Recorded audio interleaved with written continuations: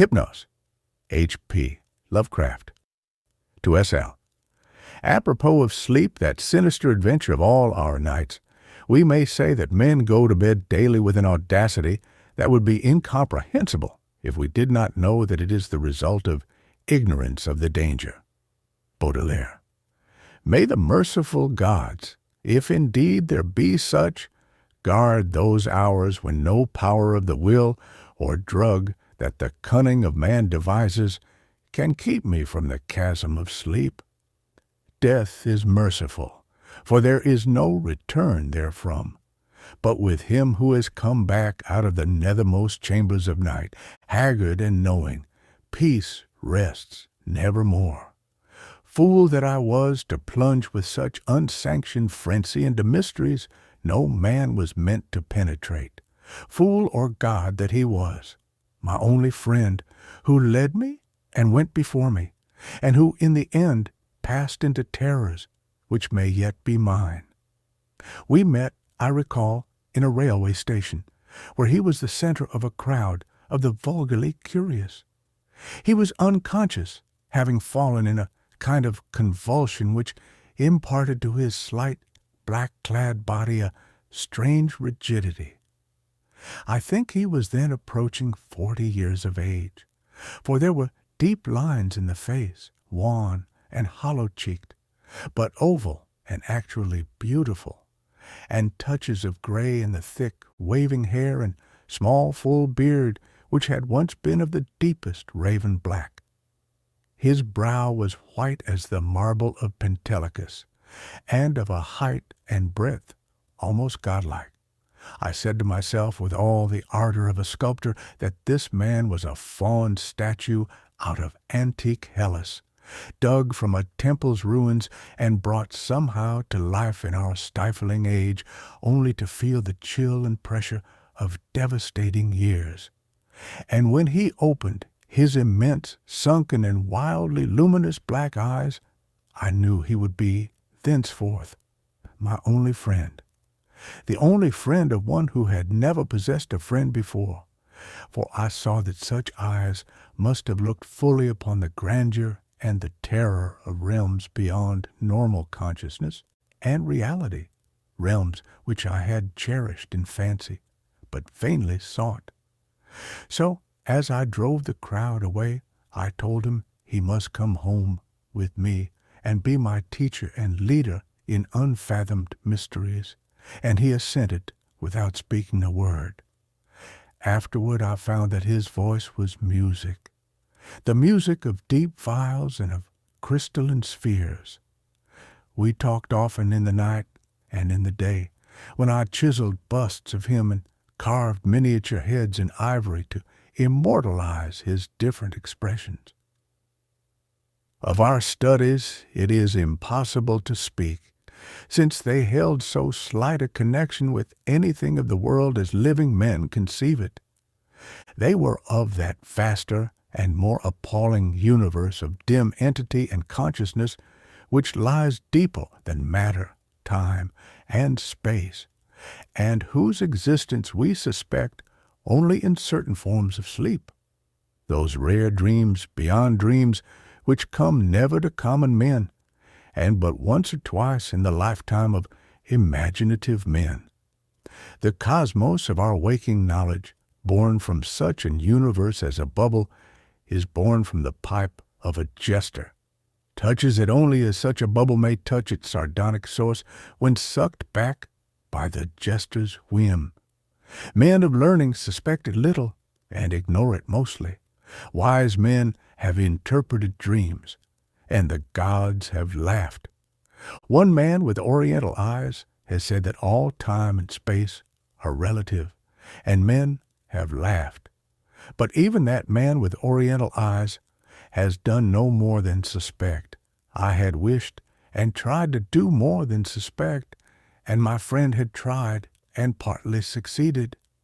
Then we both tried together, and with exotic drugs courted terrible and forbidden dreams in the tower studio chamber of the old manor house in hoary Kent. Yea, among the agonies of these after days is that chief of torments, inarticulateness. What I learned and saw in those hours of impious exploration can never be told, for want of symbols or suggestions in any language. I say this because from first to last, our discoveries partook only of the nature of sensations. Sensations correlated with no impression which the nervous system of normal humanity is capable of receiving. They were sensations, yet within them lay unbelievable elements of time and space, things which at bottom possess no distinct and definite existence. Human utterance can best convey the general character of our experiences by calling them plungings or soarings, for in every period of revelation some part of our minds broke boldly away from all that is real and present, rushing aerially along shocking, unlighted, and fear-haunted abysses, and occasionally tearing through certain well-marked and typical obstacles describable only as viscous, uncouth clouds or vapors. In these black and bodiless flights, we were sometimes alone and sometimes together. When we were together, my friend was always far ahead. I could comprehend his presence, despite the absence of form, by a species of pictorial memory whereby his face appeared to me, golden from a strange light and frightful with its weird beauty, its anomalously youthful cheeks, its burning eyes, its Olympian brow, and its shadowing hair and growth of beard.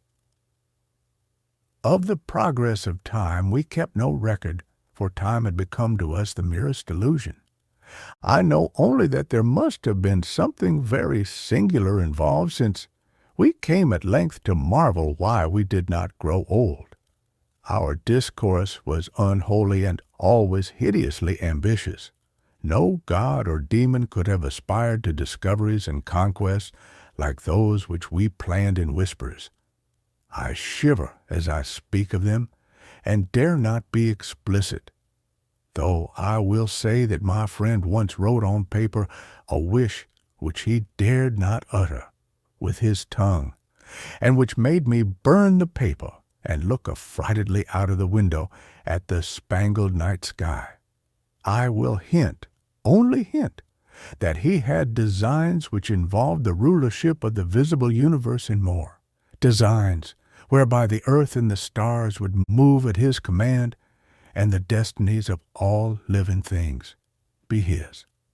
I affirm, I swear, that I had no share in these extreme aspirations. Anything my friend may have said or written to the contrary must be erroneous, for I am no man of strength to risk the unmentionable warfare in unmentionable spheres by which alone one might achieve success. There was a night when winds from unknown spaces whirled us irresistibly into limitless vacua beyond all thought and entity.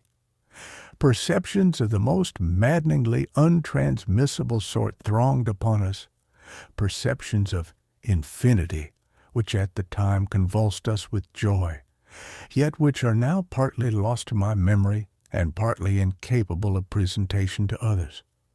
Viscous obstacles were clawed through in rapid succession, and at length I felt that we had been borne to realms of greater remoteness than any we had previously known. My friend was vastly in advance as we plunged into this awesome ocean of virgin ether, and I could see the sinister exultation on his floating, luminous, too youthful memory face. Suddenly that face became dim and quickly disappeared, and in a brief space I found myself projected against an obstacle which I could not penetrate. It was like the others, yet incalculably denser, a sticky, clammy mass, if such terms can be applied to analogous qualities in a non-material sphere. I felt, been halted by a barrier which my friend and leader had successfully passed. Struggling anew, I came to the end of the drug dream and opened my physical eyes to the tower studio, in whose opposite corner reclined the pallid and still unconscious form of my fellow dreamer, weirdly haggard and wildly beautiful, as the moon shed gold-green light on his marble features. Then, after a short interval, the form in the corner stirred, and may pitying heaven keep from my sight and sound another thing like that which took place before me. I cannot tell you how he shrieked, or what vistas of unvisitable hells gleamed for a second in black eyes crazed with fright.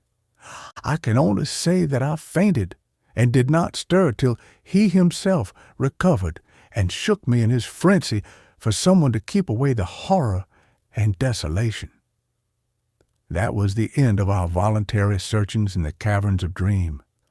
Awed, shaken, and portentous, my friend who had been beyond the barrier warned me that we must never venture within those realms again. What he had seen he dared not tell me, but he said from his wisdom that we must sleep as little as possible, even if drugs were necessary to keep us awake. That he was right, I soon learned from the unutterable fear which engulfed me whenever consciousness lapsed. After each short and inevitable sleep, I seemed older, whilst my friend aged with a rapidity almost shocking. It is hideous to see wrinkles form and hair whiten almost before one's eyes. Our mode of life was now totally altered. Heretofore a recluse, so far as I know, his true name and origin never having passed his lips, my friend now became frantic in his fear of solitude. At night he would not be alone, nor would the company of a few persons calm him. His sole relief was obtained in revelry of the most general and boisterous sort, so that few assemblies of the young and the gay were unknown to us. Our appearance and age seemed to excite in most cases a ridicule which I keenly resented, but which my friend considered a lesser evil than solitude. Especially was he afraid to be out of doors alone when the stars were shining, and if forced to this condition, he would often glance furtively at the sky, as if hunted by some monstrous thing therein. He did not always glance at the same place in the sky. It seemed to be a different place at different times. On spring evenings, it would be low in the northeast. In the summer, it would be nearly overhead. In the autumn, it would be in the northwest. In winter, it would be in the east, but mostly if in the small hours of morning. Midwinter evenings seemed least dreadful to him. Only after 2 years did I connect this fear with anything in particular. But then I began to see that he must be looking at a special spot on the celestial vault, whose position at different times corresponded to the direction of his glance, a spot roughly marked by the constellation Corona Borealis. We now had a studio in London, never separating, but never discussing the days when we had sought to plumb the mysteries of the unreal world. We were aged and weak from our drugs, dissipations, and nervous overstrain, and the thinning hair and beard of my friend had become snow white. Our freedom from long sleep was surprising, for seldom did we succumb more than an hour or two at a time to the shadow which had now grown so frightful a menace. Then came one January of fog and rain, when money ran low and drugs were hard to buy. My statues and ivory heads were all sold, and I had no means to purchase new materials or energy to fashion them, even had I possessed them. We suffered terribly, and on a certain night my friend sank into a deep breathing sleep from which I could not awaken him. I can recall the scene now. The desolate, pitch-black garret studio under the eaves with the rain beating down, the ticking of the lone clock, The fancied ticking of our watches as they rested on the dressing table, the creaking of some swaying shutter in a remote part of the house, certain distant city noises muffled by fog and space, and worst of all, the deep, steady, sinister breathing of my friend on the couch, a rhythmical breathing which seemed to measure moments of supernal fear and agony for his spirit as it wandered in spheres forbidden, unimagined, and hideously remote. The tension of my vigil became oppressive, and a wild train of trivial impressions and associations thronged through my almost unhinged mind. I heard a clock strike somewhere, not ours, for that was not a striking clock, and my morbid fancy found in this a new starting point for idle wanderings. Clocks, time, space, infinity, and then my fancy reverted to the local as I reflected that even now, beyond the roof and the fog and the rain and the atmosphere, Corona Borealis was rising in the northeast. Corona Borealis, which my friend had appeared to dread, and whose scintillant semicircle of stars must even now be glowing unseen through the measureless abysses of ether. All at once, my feverishly sensitive ears seemed to detect a new and wholly distinct component in the soft medley of drug-magnified sounds, a low and damnably insistent whine from very far away, droning, clamoring, mocking, calling from the northeast. But it was not that distant whine which robbed me of my faculties and set upon my soul such a seal of fright as may never in life be removed, not that which drew the shrieks and excited the convulsions which caused lodgers and police to break down the door.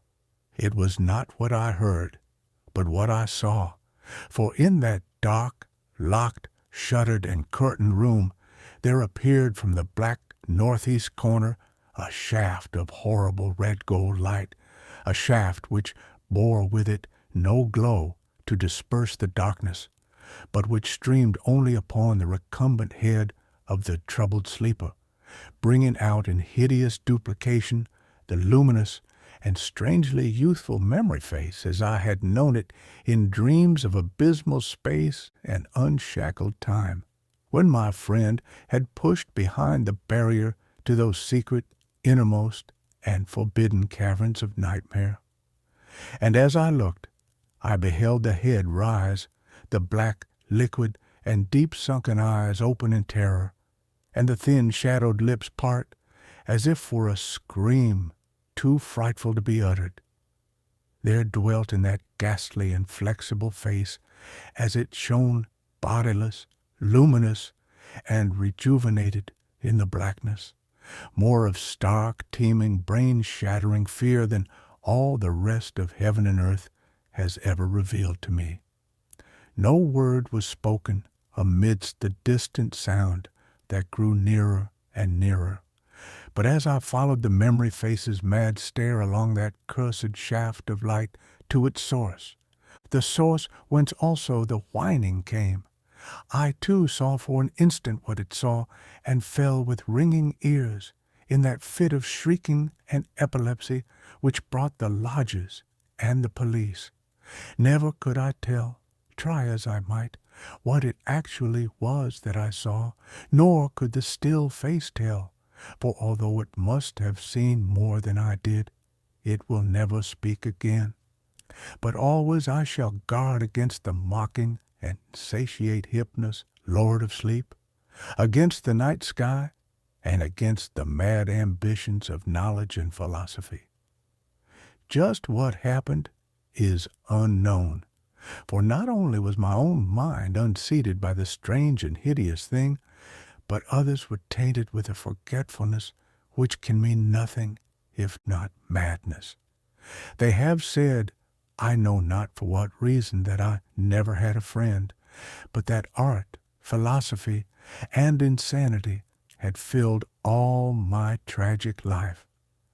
The lodgers and police on that night soothed me, and the doctor administered something to quiet me, nor did anyone see what a nightmare event had taken place. My stricken friend moved them to no pity, but what they found on the couch in the studio made them give me a praise which sickened me, and now a fame which I spurn and despair as I sit for hours, bald, gray-bearded, shriveled, palsied, drug-crazed, and broken, adoring and praying to the object they found. For they deny that I sold the last of my statuary, and point with ecstasy at the thing which the shining shaft of light left cold, petrified, and unvocal. It is all that remains of my friend, the friend who led me on to madness and wreckage, a godlike head of such marble as only old Hellas could yield, young with the youth that is outside time, and with beauteous bearded face, curved, smiling lips, Olympian brow, and dense locks waving and poppy-crowned. They say that that haunting memory face is modeled from my own, as it was at 25, but upon the marble base is carven a single name in the letters of Attica, Hypnos.